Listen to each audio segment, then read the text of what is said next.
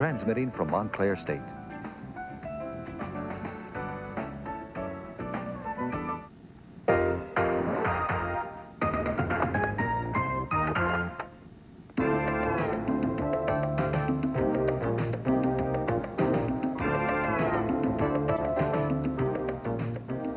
Next on Imágenes, New Jersey Latino political empowerment in 1994.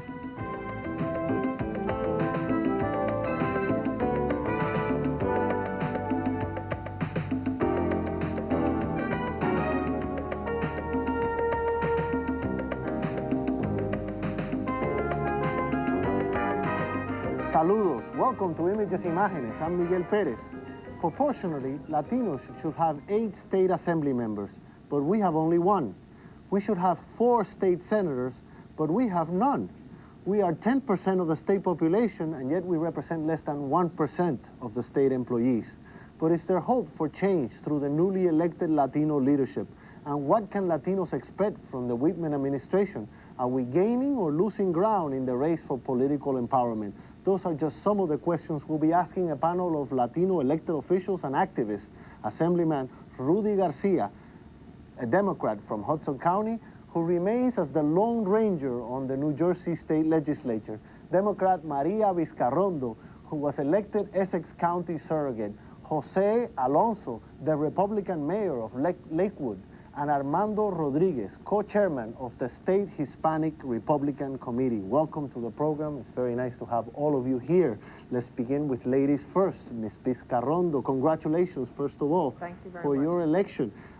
You ran, before you ran for surrogate, you ran for the County Board of Freeholders in Essex County, and you lost. And there was talk back then that Latinos were not gaining the political power that they deserve to have in Essex County when they failed to elect you because maybe they didn't go out and register to vote, or maybe they didn't go out and actually vote on election day. What made the difference this time that got you elected as a surrogate? Well, I think the momentum that was started in 1984 carried to full fruition in the past elections this past year. And I think what it was is that from that time in 1984, it wasn't that. I think what happened then was more that we needed to be a lot more organized in the way we really garnered that vote and consistently maintained an effort to register voters. That momentum was maintained from 1984 to the present, to the point where when you went to discuss these particular issues with the parties, they realized that it's just the sheer demographics, the way the numbers of Latinos have grown in Essex County, you had to have a Hispanic candidate on the ticket.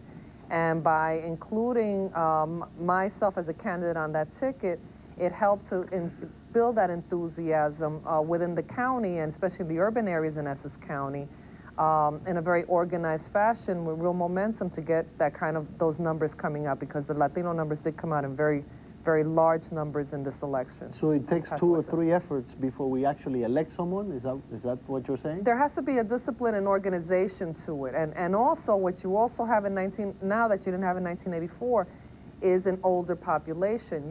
Even though we had large numbers, we did not necessarily have the significant numbers that were over 18 that were eligible to vote, which are now eligible to vote. I had a lot of young people that I was a counselor to in 1984 that voted for me in this election.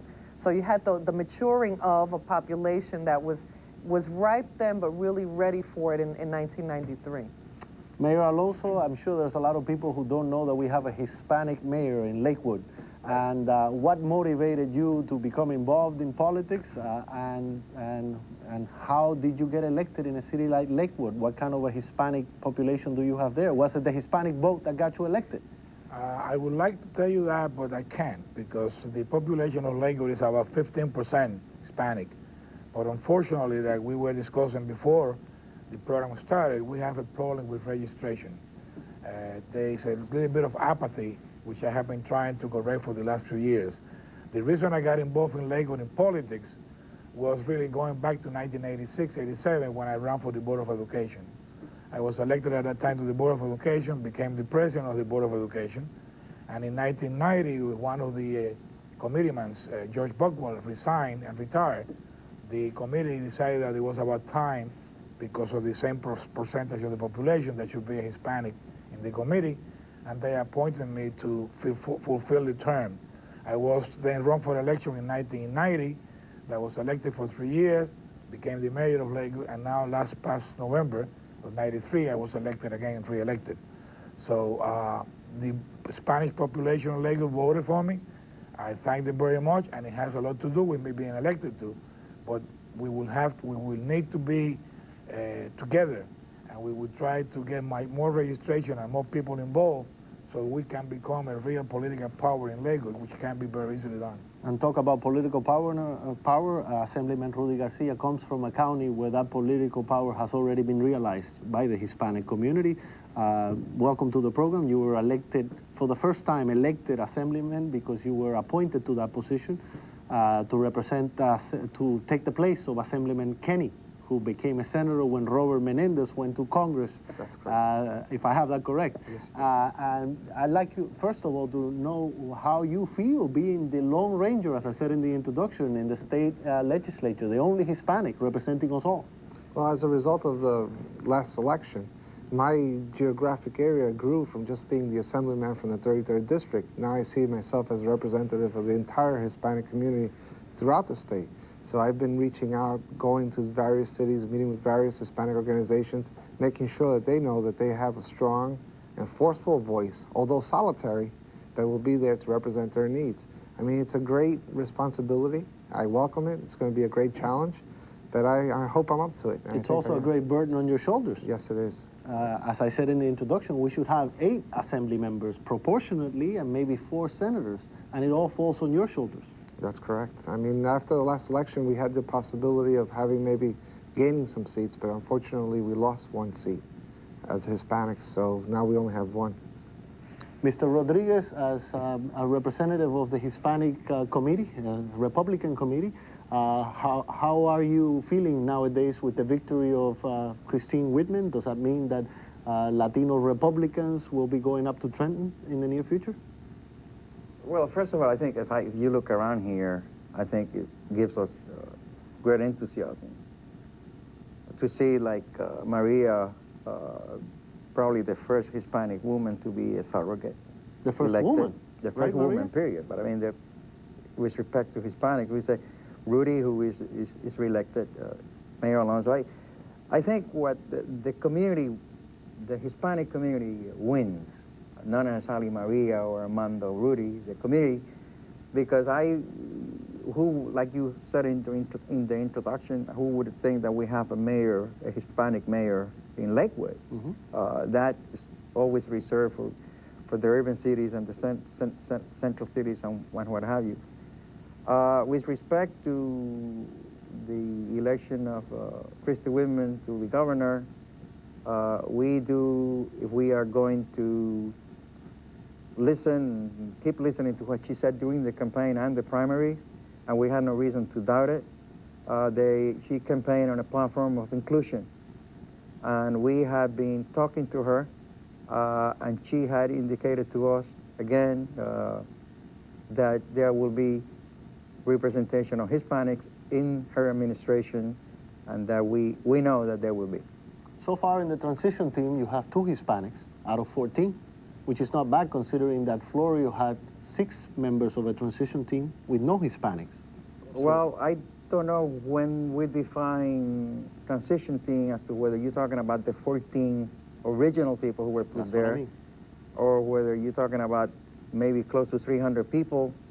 In the committee. Out of the 300 people, we have maybe about 16 or 17, and we have 2, Jose Sosa, Pedro Medina, in the original 14, and then you have John Fuentes and another lady, Miranda, from Hoboken, who also is a co-chair, which is, like you said, more than what Florio had.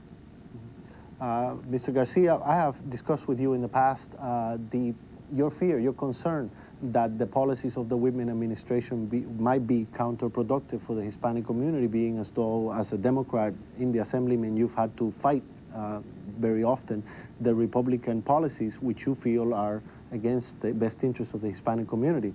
How are you feeling now that they're getting even more control with the governor's office? Yeah, my fear comes, Miguel, from the voting patterns that I see down in the legislature. What I see is they take away from urban centers, urban communities. They usually do not reinvest in those urban centers or put in the money sometimes that's needed to reconstruct and rebuild, because we believe we can make a better future.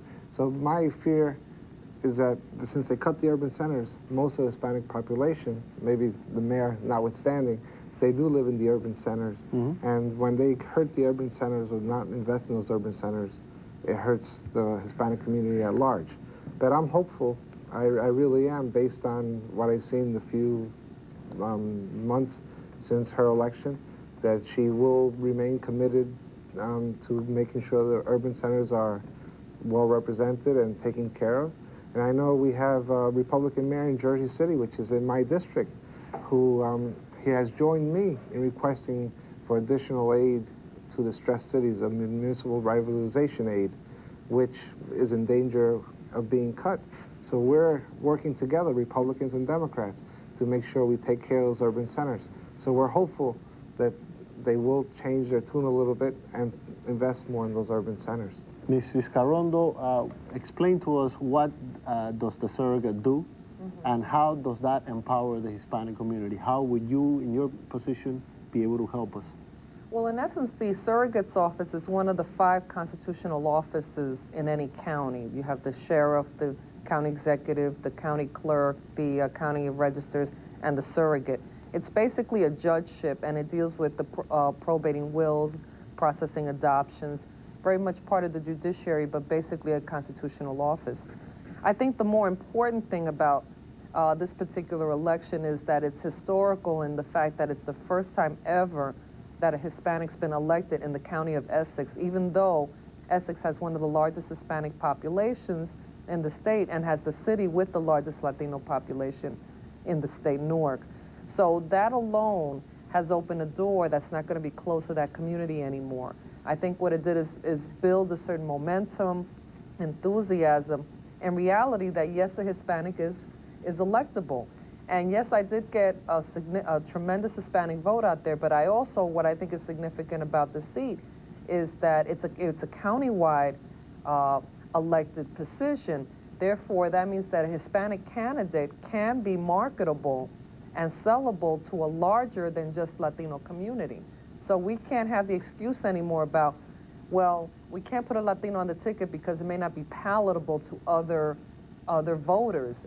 We've proven by my election, because I definitely look like a Latina, that a Latino can be sold to the larger population if your message is very clear and you have the credentials and the capability of being a good candidate. And I think we are now going to see in every election, whether it's county, local, municipal, or otherwise, in the county of Essex, I doubt you're going to see a ticket that doesn't have a Latino on that ticket. And I think the force and the machinery that's going to develop within that Latino community is going to clearly continue to have much more elected officials. And there are elections coming up next year in the Oh, we city of have them in Newark. the spring, and we have no doubt that we're going to find another historical moment in having a first Latino, at least one Latino council person in the city of Newark, That's correct. if not more. Mayor Alonso, how are you optimistic or pessimistic about the new Republican administration in Trenton? How, as a Republican, how do you feel about what Christy Whitman can do for Latinos? Well, I'm very optimistic, to be honest with you. And like Rudy was saying before, Lakewood has only 50,000 people in the town, but we are considered urban, even though we are a town, for the purposes of reimbursement from the education and all that kind of thing. So I'm aware of what you're saying. For instance, we had a situation where the Hispanic Association of Ocean County had a very active and very good AIDS program, prevention program. And they were getting X amount of dollars, and they took them all. And the reason they took them all is because they needed that money to give it to some other bigger urban area where they were having a problem. So here you have an organization and a town that's doing a good job, and in a sense gets penalized by taking all the money away. I can see reducing 10, 15, 20% the amount of money given to Lakewood because the program is under control, to give it to someone that might need it, but to take it more completely together, I don't think that's right. As far as the other thing, we are very lucky in Lakewood. George Buckwell, which I mentioned before, that's the person I replaced when he retired from the Township Committee, is one of the members of the transition team. And so I have a direct line through his ear with the governor-elect, and we have been working on that and trying to make sure that she understands that we need to keep at least the same amount of Latinos that are there, if not better. And I think that what you see sitting here today is good for the future. We, you know, like they say, Rome wasn't built in one day. So here we are, we've been elected, and like she said before, the need of a Hispanic in any ticket, in any place in the state is going to be sort of a mandatory type of things. And people will learn, and the Hispanic will get together, and they will register, and they will get into a political power, and we'll go from here on ahead, not backwards. Mr. Rodriguez, Mr. Alonso mentioned that we have, he hopes that at least the same amount, if not more, of Latinos go into government work for the Whitman administration.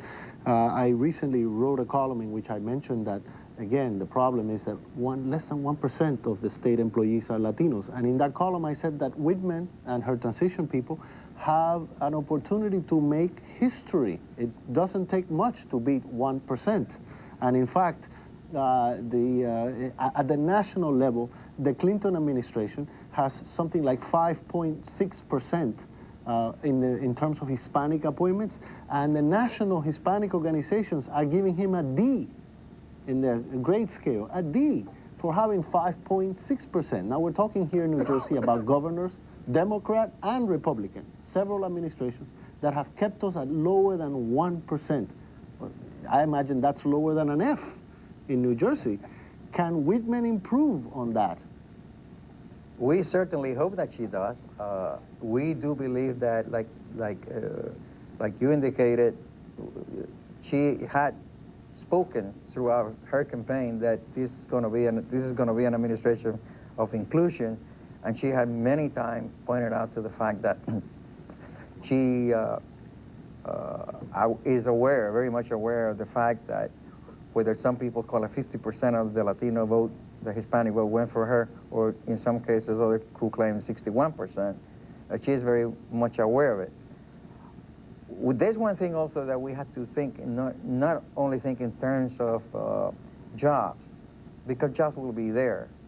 But I think the mayor, and I don't remember whether it was Maria who said the empowerment is not necessarily having jobs, because not everybody can get a job, especially when she's talking about cutting taxes.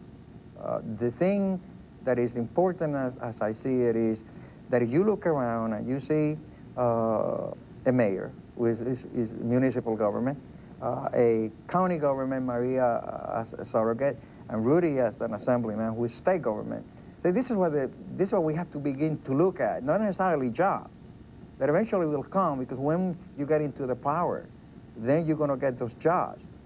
However, the political empowerment that you talk about should be stressed on the fact that we can represent to both parties, that Hispanics are electable, that we have a role to play, and that the year 2008, we're going to be 36% of the eligible voters in New Jersey, and that's what counts. And by showing, like Maria indicated, that we could get people elected at municipal, state, and county government, that we are going to be here to stay and to gain that power that so much we ambition.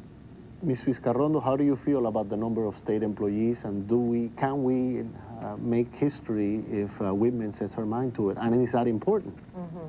Well, I think there's a point to be made there in relation to the fact that I know, coming out of state government recently, that there's not much fat there, so where they're going to have to cut is within the area where the personnel piece is.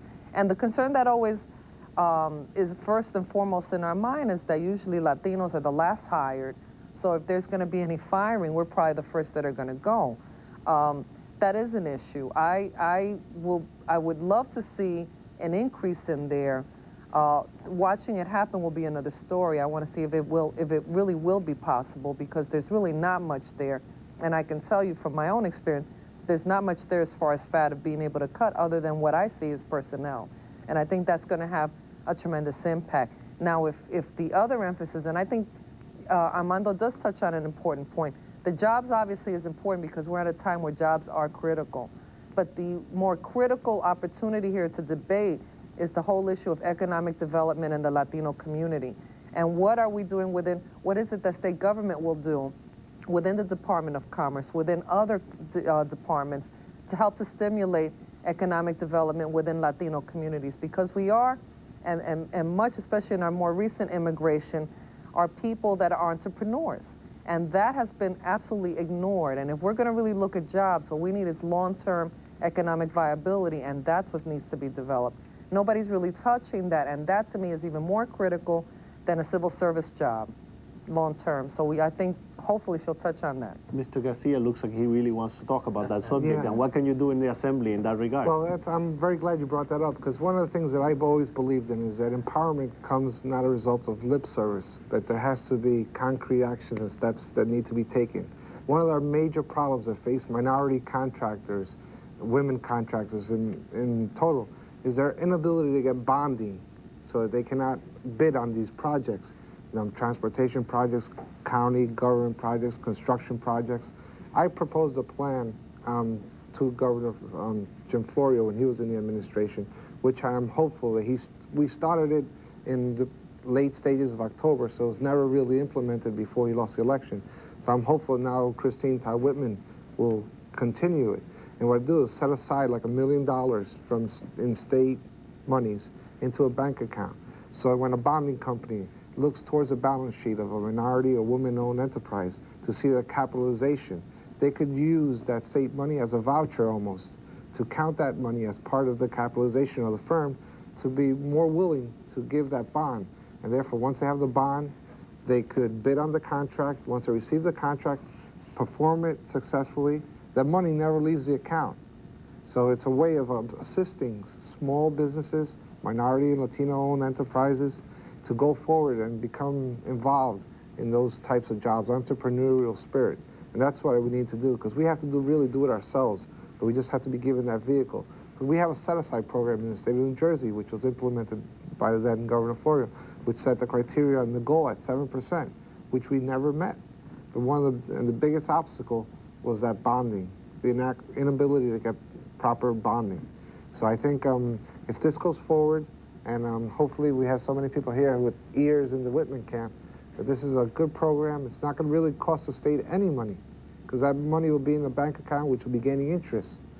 And therefore, we will be able to help ourselves. And I think that's a very good point. Mayor Alonso, ears in the Whitman camp. You already said that you had somebody there who you have direct access to. What would you, if he was in the program right now, this member of the transition team, what would you say to him on behalf of the Hispanic community? What should Whitman be aware of? Well, as a matter of fact, as soon as I finish the program, I'm driving back home as fast and as quick as I can, because I have a dinner and he will be there. Well, we're making a contribution with this program then. Believe me that tonight I'm going to bring his fee, as I mentioned to the film, like Rudy said right now. I wasn't aware of that. I thought that by law there had to be a certain percentage of minority contractors and so forth involved. But now I've realized that that's very nice and good, but if you cannot get the bonding, then the law is not good. So I don't know if it's idea or something similar to it. Pretty sure that something can work out, but I think it's a good idea. And that's the kind of thing that I'm going to come through with them and make sure that they understand that we need, again, the jobs. I know what Maria said and we all said, and that's the main thing is to have people elected and become, again, I keep on repeating, a political power, but still you have to have some economic base to start with, and that's jobs. And the jobs, like I said, if we can keep that 1% that I know is misery, but it's better than nothing, I'll be happy. And if we can do better, that's what I'm driving at, to do better than that. I think it's important, Miguel, as Rudy said, and I'm glad that it was him who brought the issue up. And it is that, in fact, this is what Christy Whitman had been saying all during the campaign, which is that there are so many regulations in government that sometimes, instead of giving us some economic development and power to get economically ahead, we don't go ahead. We don't get ahead because of the fact that there's so many regulations. And she, in fact, campaigned about changing this regulation, make it a little easier for us to get into the economic power, because then, as Mayor Alonso said, that comes along then the political power and other powers, and therefore we're much better. Well, But that's she what campaigned along those lines. that's what Republicans are best known for, cutting red tape in government. And what we're concerned about here is whether when they cut that red tape, the Hispanic community is still going to be included or just cut out as part of the red tape. I don't want to debate with Maria as to the first one, the last to come are the first one to go, because I had a total opposite to that experience, because I worked for government for 22 years and I was one of the first ones to let go. We had to understand in terms of the way that philosophy is that we had to protect the small business, the mom and pop store who has to pay so many taxes and buy so much insurance that then cannot create jobs for us. Same thing is with government. Somehow we had to begin to allow people to participate in the economic development area, and it cannot be always asking from government. John F. Kennedy said it so clear, and I think it has been misread when he said, ask not what your country can do for you, but what you can do to your country. And sometimes there's got to be some sacrifices and things that we, taxpayers and citizens, have to do to empower ourselves as a group. Mm-hmm. But there's still a question of ask not what the state can do for Latinos, but what Latinos can do for the state. Is that what you're saying? No. What I'm trying to say is that we're better off by changing regulations and relaxing the taxes and cutting taxes, because that in effect will give us that economic empowerment that Rudy was talking about. But that consciousness still has to be there where the Latino issue is concerned, and if it's not maintained at the front of that, of the priorities with whatever happens, you won't be part of the process. The issue of inclusion, I remember when we came out, when I was director of the Center for Hispanic Policy, we came out with a study about issues related to Hispanics, and the most critical thing about that study wasn't that it said anything new about, we know what our problems are, but the issue is that unless we get to be represented and be included in the planning, in the policy making, whether it's a job or a major commission, we are not going to be players in the game. We are going to have to continue this discussion on another program because we're out of time. I'm very happy that you were here, and I hope you come back in the near future so we can follow up on the Whitman administration, what she's doing for Latinos. I'm Miguel Perez, and I hope to see you next week on another edition of Imágenes. Hasta pronto.